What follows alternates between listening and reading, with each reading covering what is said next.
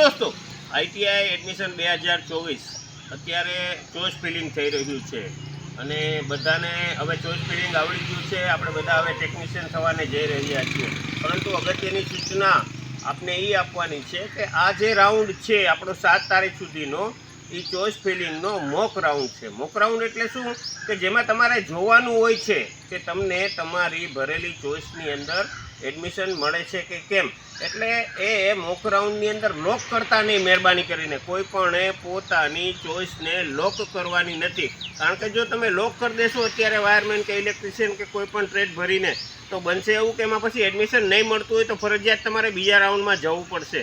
જ્યારે તમે જો લોક કરેલું નહીં હોય તો તમે તમારી ચોઇસ જ્યારે ફિલિંગ રાઉન્ડ આવશે ઓરિજિનલ, ત્યારે તમે તમારી ચોઇસને એડિટ કરી શકશો, ચોઇસને ફેરવી શકશો અને તમારા પર્સન્ટેજ પ્રમાણે તમને જે ટ્રેડની અંદર એડમિશન મળે છે એ ટ્રેડની અંદર પણ તમે એડમિટ થઈ શકશો.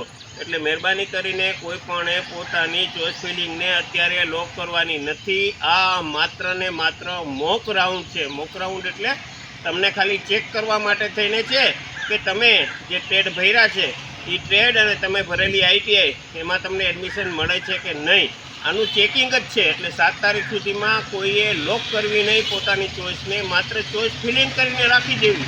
પછી એવું બનશે કે મેરિટ જો ઊંચું જાય, આજ વખતે 10માનું પરિણામ ઊંચું આવ્યું છે એટલે તો પછી તમે ક્યાંય નહીં રહ્યો ને ફરજિયાત બીજા રાઉન્ડમાં પાછું ફોર્મ ભરવું પડશે ને એડમિશનની ફરીથી પ્રોસેસ કરવી પડશે. એટલે લોક કરવું નહીં ખાસ.